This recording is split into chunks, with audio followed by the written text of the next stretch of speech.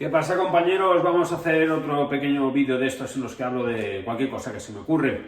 Y bueno, ahora lo que quería hablaros es de la bonita comunidad que se ha formado entre, bueno, los que ven mi serie en televisión, estos vídeos, y después pasan a comprarme los libros, ¿no? La comunidad de mis lectores, porque me llegan regalos cojonudos y sorprendentes por parte de quienes compran mis libros, porque yo ya os he dicho en alguna ocasión que no acepto obsequios de cualquiera, ¿no? Para que sacarlos en un vídeo o tal, ¿no? No ese es el mecanismo. El mecanismo es que cuando se me compran libros, como los pedidos los recibo yo a través de mi página web, miquelsilvestre.com, y yo los atiendo personalmente, entablo una relación directa con la persona que me pide los libros y después los lee. Entonces, son correos en los cuales, además de hacer los pedidos, pues se me cuenta qué es lo que les ha parecido tal o cual episodio, por qué me ven, por qué es lo que les gusta de mi trabajo,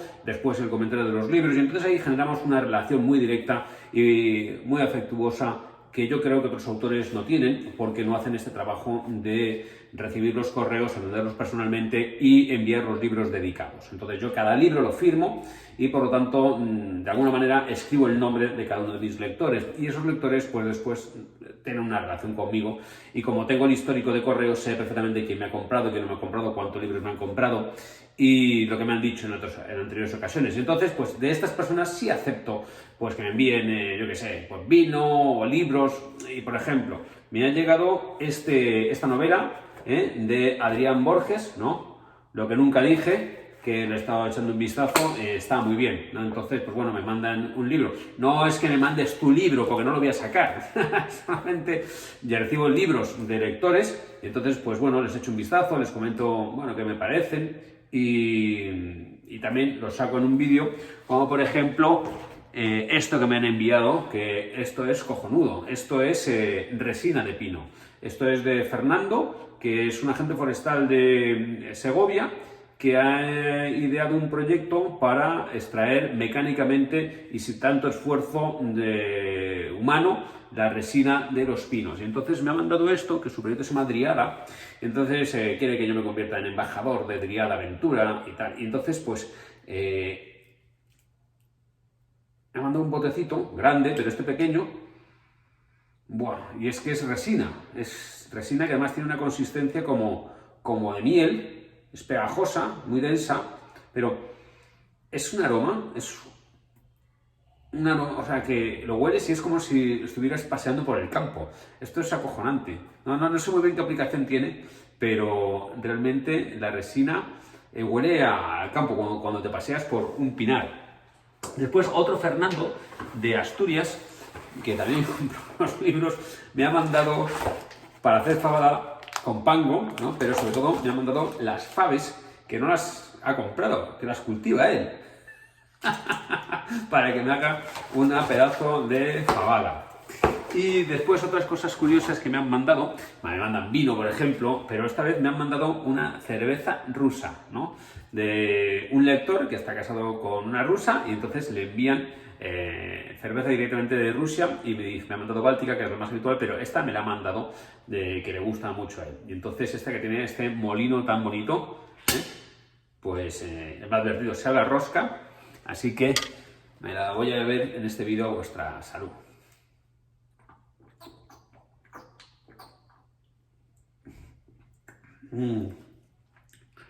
Pivo. Me encanta. Es no sé, esta comunidad tan real, ¿no? Y porque claro, al saltar de las redes sociales, ¿no?, al hecho de comprar un objeto físico que te tengo que mandar, pues desde luego se crea un vínculo real, ¿no? Entonces, pues por eso me llegan estos paquetes que yo os iré enseñando, porque me mandáis muchas cosas y es algo cojonudo, es muy bonito. Y después, para seguir hablando de las cosas que hemos comentado, esto sobre todo el tema este de Marruecos y el Polisario, hay mucho polémica, mucho debate y tal, ¿no? Ya os he hablado de sobra de lo que yo opino. Hay una cosa que me gustaría comentaros, porque Cuando me habláis, bueno, la justicia o injusticia de la situación, ¿no? Y se reclama una solución salomónica, por ejemplo, la devolución de todos los ocupantes marroquíes que hay en el Sáhara Occidental, ¿no? Estas cosas que ya os he dicho que me parecen una barbaridad, porque 40 años después no puedes desplazar a una población, porque lo que estarías generando para resolver ese problema es un problema todavía mucho mayor, ¿no? Entonces, por supuesto que cuando los dictadores como Stalin desplazan población, pues generan una situación de hecho que les hace coger ventaja. Eso es así, no es que yo lo defienda, es que es así, porque una cosa que no habéis caído, o que no se suele caer, es que en las guerras el arma más poderosa no son las bombas, ni siquiera la bomba atómica. El arma más poderosa en una guerra es la población civil. Esa es la gran ventaja que tiene el dictador que sabe utilizarla. Es decir, desplazando población civil o utilizando población civil como rehenes. Porque no se puede ni desplazar a la población civil una vez que ya la has puesto en un sitio, ni se la puede privar de derechos políticos cuando esa situación se ha consolidado, y desde luego no te puedes cargar una población civil, o sea, está muy mal visto. Entonces, bueno, pues tener la bomba atómica no te garantiza la victoria, ¿no? El efecto, digamos, disuasorio que tenía la bomba atómica para evitar la mutua destrucción, pues ese jugó un papel, ¿no? Pero como arma bélica utilizada, solamente es utilizado por el país líder de la democracia, es decir, por el país líder de las libertades.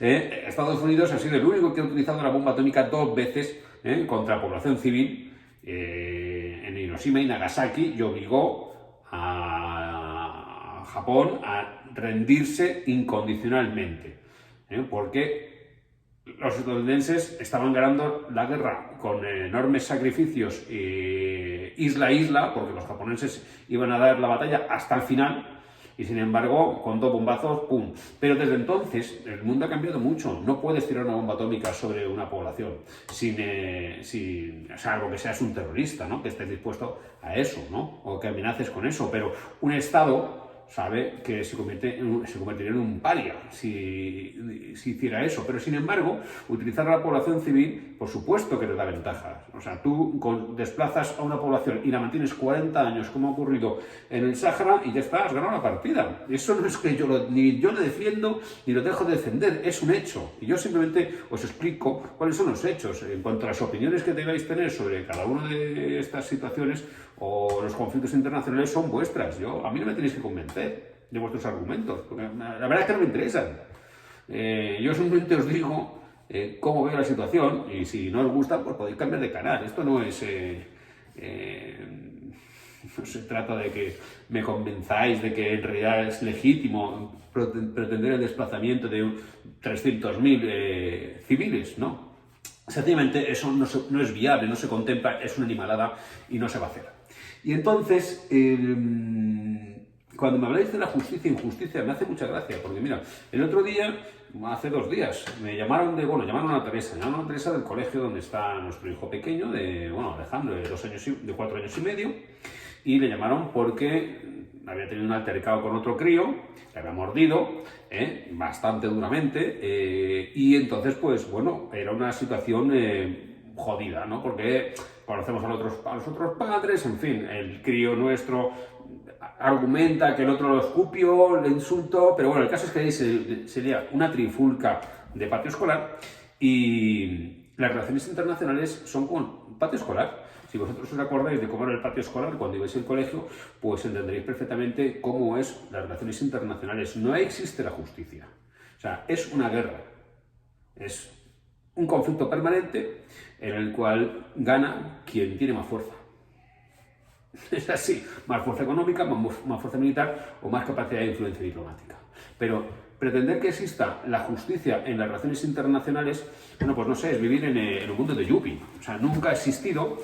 Intentamos con la base de organizaciones internacionales, digamos, encauzar mínimamente nuestras relaciones de vecindad, pero no existe la justicia, ni existe la igualdad de oportunidades entre todos los seres humanos, ni existe la igualdad. Los países son adversarios unos de otros, algunos son aliados, y dentro pues hay sistemas democráticos y sistemas dictatoriales. Unos tratan a sus ciudadanos con respeto y otros los machacan. Y sin embargo, en el ámbito de las relaciones internacionales tenemos que todos los estados se relacionan y no tienen más remedio que respetar la soberanía ajena siempre y cuando no puedan no respetarla porque son más fuertes. Entonces, esta es la cuestión. ¿Que yo creéis que defiendo un sistema en el que no existe la justicia? No, por supuesto, me gustaría que fuéramos ángeles y me gustaría que el mundo fuera un lugar habitable, pacífico, donde todos los estados fueran democráticos y respetaran las normas, ¿no? Pero no es así. Nos peleamos por los recursos, nos peleamos por la historia, nos peleamos por la influencia económica, nos peleamos por la población, nos peleamos por muchas razones, ¿no? Y nos peleamos dentro de los propios países. Entonces, este es el mundo que vivimos y pensar que en una discusión de Internet vamos a llevarnos el gato al agua y a que eso va a cambiar el curso de la historia y que un país como, por ejemplo, Marruecos o una organización o unos representantes de un pueblo sin Estado como son el Frente Polisario, pues van a hacer lo que nosotros digamos porque lo pongamos en YouTube, pues hombre, es un poco ilusorio, ¿no? Pero sobre todo, lo que carece de sentido es pensar que existe ahí una justicia intrínseca, íntima, de la cual se pueda hablar, ¿no? Lo que pasó hace 40 años, pues efectivamente es un hecho consumado, han pasado 40 años, si tú consigues meter una población en un territorio y la dejas ahí 40 años, pues te has llevado gato al agua, punto. O sea, si tú no tienes capacidad para expulsar a esos colonos recién llegados, pues en el momento en que se te sientan, pues ya tienes un problema muy grande. Y eso es lo que ha pasado. Y eso pasa en muchas otras partes del mundo y entonces pues es así, porque como os digo, la población civil es el arma más poderosa. Entonces, a mí hay comentarios que me dejan así un poco sorprendido, ¿no? Por ejemplo, como alguien decía, ¿y si entraran 4 millones de sirios en Madrid? Hombre, pues si entran 4 millones de sirios en Madrid, ¿qué te parecería que decidieran sobre los madrileños? Hombre, pues si entran 4 millones de sirios en Madrid y se les deja quedarse 4 millones de sirios en Madrid y durante 40 años, pues entonces evidentemente el alcalde de Madrid será sirio. Es así de claro. O sea, si tú dejas que se consolide una situación, pues esa situación al final te come. O sea, se hace un hecho consumado. Si cuando me decís, léete las resoluciones de Naciones Unidas, yo creo que es que no os las habéis leído vosotros. Las resoluciones de Naciones Unidas sobre el conflicto del Sáhara, pues, pues son interesantes, porque en el año 80 se habla claramente de un territorio ocupado. Se habla de la ocupación, porque a veces también me dicen los marroquíes, es que tú estás hablando de que el Sáhara ocupado. No, yo hablo de que el Sáhara está ocupado porque así se establece en las resoluciones de Naciones Unidas, no me lo invento yo. Entonces es un territorio ocupado y en el año 80, cuando se hay resoluciones de Naciones Unidas al respecto, son sumamente claras y contundentes. Se habla de la ocupación ilegal del Sáhara por Marruecos. Sin embargo, a medida que va pasando el tiempo, las resoluciones de Naciones Unidas pues son cada vez más blanditas, ¿no? Más blanditas, y ya desde que fracasa el plan Baker, que eso ya, como os comenté, ya proponía un censo ampliado donde entraran los que habían entrado posteriormente en el Sáhara Occidental como consecuencia de la colonización o ocupación marroquí, con los del censo anterior y los habitantes de los campos, esa solución no se acepta. Pero esa es la solución que se proponía entonces por Naciones Unidas ya en los años 2000, en la década de los 2000. Y eso fracasa. Pues desde entonces las resoluciones de Naciones Unidas ya de lo único que hacen es, hablan simplemente, las están en internet, buscar resoluciones Sáhara de Naciones Unidas, ¿no? Las resoluciones que hay continuamente, sucesivas, simplemente son para ampliar el plazo del Minurso, nada más, para prorrogar el plazo del Minurso, pero ya no se meten en más Honduras. Y cuando se meten en Honduras, mencionan simplemente que lo que se propugna es una solución realista. Y sin precondicionamientos, es decir, sin condicionantes previos. Es decir, de la, digamos, dialéctica mucho más clara y contundente que estaba en los años 80 en Naciones Unidas, se ha pasado a una terminología blandita de hablar de una solución consensuada, realista y que parta o que prescinda de los condicionantes previos. Es decir, al final han pasado 40 años y la situación, pues, se ha estancado y pues se han consolidado los derechos políticos de una población. Entonces, a mí cuando me decís también, sobre todo cuando leo cosas así como ¿y qué te parecería que entraran en tu casa? Es que la concepción de que los países son casas, ¿no? Son casas privadas, eso también tiene tela, porque los países no son casas. Los estados ya hace años que nosotros, digamos, las sociedades democráticas no consideran los países como la casa privada de nadie. Son un territorio donde el cual se asienta una población, es decir, y sobre ahí se ejerce una soberanía basada en una serie de principios y valores democráticos, y ahora mismo no es la casa de nadie porque, por ejemplo, para la adquisición de la nacionalidad española, pues si has nacido de padres extranjeros en España, basta un año de residencia para que tus padres ya puedan optar. No se adquiere automáticamente la nacionalidad española por el hijo de extranjeros residentes en España, y esa es una diferencia importante, porque no es lo mismo ser español de origen que nacionalizado. El español de origen no puede ser privado de su nacionalidad nunca, un español de origen sí. Bien, pero entonces hay que pedirlo, ¿no? Pero si os digo que cada año en España se nacionalizan 100.000 extranjeros, es decir, se convierten en españoles 100.000 al año. Y ha habido años en los que se han nacionalizado 200.000. Estamos hablando de que en 10 años tenemos 1 millón de nuevos españoles nacionalizados.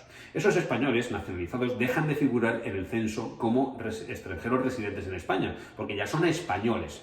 Y por lo tanto tienen no solamente los derechos, digamos, de sufragio activo en las municipales, si fueran de la Unión Europea, pero los nacionalizados adquieren plenamente el derecho al sufragio activo y pasivo y todo, o sea, son españoles, ¿no? Estamos hablando de 100.000 al año. Entonces, o sea, 1 millón a la década, por poner números redondos. ¿Alguien se rasga la vestidura por eso?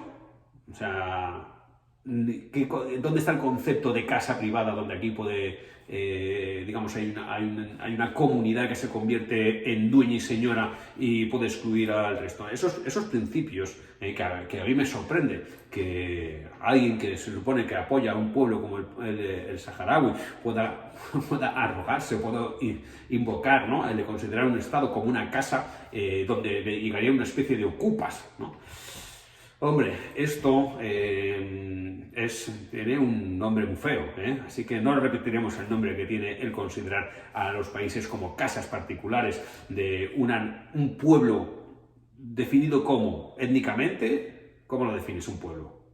O sea, que nos metemos en unas honduras ya sumamente peliagudas, porque que no nos damos cuenta de, digamos, la filosofía tan totalitaria que presuntamente personajes de ideas progresistas pueden llegar a defender. Entonces, bueno, esto, no sé, yo creo que me merezco otro trago de la piba esta. Yo creo que sería conveniente que todos repensáramos un poco, porque yo repienso continuamente mis razonamientos, mis pensamientos, ¿no? Y al fin y al cabo intento encontrar no la justicia digamos, en el orden internacional, porque eso no me compete a mí, sino la justicia, digamos, interna, es decir, cómo ser, digamos, buen tío, o sea, cómo comportarme de una manera justa y tener ideas lo más desprejuiciadas posibles, que al final nunca te libres de tus propios prejuicios, porque eso es imposible, ¿no? O sea, todos somos nosotros en nuestras circunstancias y los prejuicios pues también están ahí, ¿no? Pero es conveniente reconocerlos y en la medida de lo posible expurgarlos. Y entonces, bueno, yo creo que ya con esto ya os he dicho bastantes cosas. Bueno, por cierto, hablando de España y de estos nuevos españoles que tenemos 100.000 al año, que a algunos les parecerá bien, a otros mal, pero el caso es que están ahí, están en la norma, ese es un derecho que tienen y hasta ahora no veo que nadie hubiera protestado, pero eso es así. Gente que decide ser española. Y, bueno, se decide ser española porque tiene una serie de ventajas, ¿no? Porque al final hemos construido un país que tiene una serie de ventajas. Por cierto, también hay que comentar eso. Cuando alguien me decía, no, es que, ¿qué pensarías si ocuparan tu casa y quisieran decidir sobre ella? Hombre, si te quedas 40 años en una casa ajena, te conviertes en su dueño. Es por prescripción adquisitiva. Incluso sin tener título, a los 30 años te conviertes en su dueño. Entonces, si te quedas 40 años en un territorio, pues la situación se consolida bastante. Por eso os digo que en los conflictos internacionales al final se resuelven por la fuerza. Si tienes fuerza para imponer tus tesis, la impones, y si no, pues te tienes que joder. Porque así es la vida. ¿Que me parece bien? No, no me parece bien. Me gustaría que todos resolviéramos nuestras discusiones debatiendo y pensando, pero bueno. No es el caso. Lo que voy a hacer es leeros de mi libro Diario de un Nómada, el origen de la bandera española, por ejemplo, ¿no? Ya que es una bandera que ahora representa los valores de un montón de españoles, muchos de ellos por decisión de ser españoles. Nosotros somos españoles porque nos toca nacer aquí hijos de españoles, por eso no podíamos elegir. Pero ¿quién sería más español? ¿Uno que decide voluntariamente ser español o aquel que es español por obligatoriedad y no puede ser otra cosa? Bueno, todo esto es, como veis, muy confuso. Bien, y desde luego no es para tener las ideas claras. La verdad es que yo no las tengo nada claras, siempre encuentro motivos de duda. Bueno, entonces estoy aquí visitando la península Valdés, que está en Argentina, ¿no? Y entonces hablo de que estuve también en Valdés, en Alaska, que la ciudad de Valdés en Alaska es la ciudad con nombre español más al norte del planeta, ¿no? Y entonces digo yo que los dos Valdés se llamaban así en honor a una persona, el almirante Antonio Valdés Fernández Bazán, ministro de Marina de Carlos III y protector de marinos y exploradores. Bajo sus auspicios navegaron Alejandro Malaspina, quien bautizó aquella península en su honor, la península Valdés, que está en Argentina, como también lo hizo por las costas de Canadá Francisco de la Bodega y Cuadra, para que la isla, frente al estrecho de Juan de Fuca, se llamara Isla de Vancouver y Cuadra, hasta que los anglosajones le quitaron el apellido español o también el marino leridano Salvador Fidalgo, que fundaron un lejano puerto en Alaska y lo llamara Valdés, en honor a su ministro. Antonio Valdés Fernández Bazán tiene un retrato en el Museo Naval de Madrid. La mayoría de quienes lo visitan y ven en el cuadro el semblante pálido de un oficial de marina tocado con peluca empolvada y vestido con uniforme de gala carmesí, desconocen que su nombre salpica el mapa de América en dos lugares tan simbólicos y que fue responsable de que España tenga un pabellón rojigualda como bandera nacional. Fue este ministro quien le presentó a Carlos III 12 modelos diferentes para que eligiera el que había de identificar los buques de su armada. El rey eligió uno de colores amarillo y rojo y la elección se oficializó mediante un real decreto de 28 de mayo de 1875.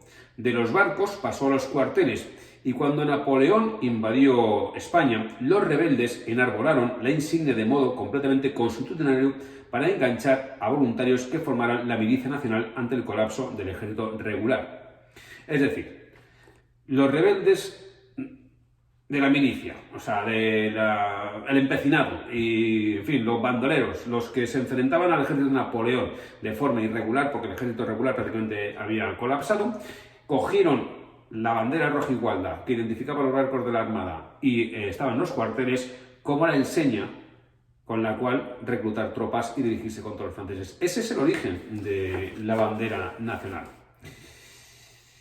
Las Cortes de Cádiz la asumieron en 1812 y representó a partir de este momento el sentimiento patriótico frente al invasor francés.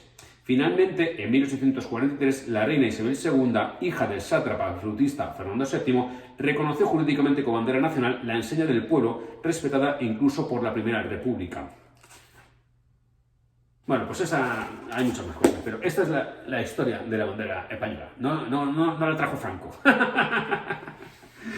La bandera española, que era el pabellón que designaba a los buques de la Armada, pues fue adoptada constitucionalmente por un pueblo en lucha como la enseña que tenían que seguir. Y Isabel II se vio prácticamente obligada a reconocer esa enseña irregular como la verdadera bandera nacional. Así que nada, señores, ya sabéis, si queréis los libros para conocer estas historias y muchas más, miquelsilvestre.com y os los mando dedicados. ¡Hala, señores! Ya este vídeo ha sido larguísimo.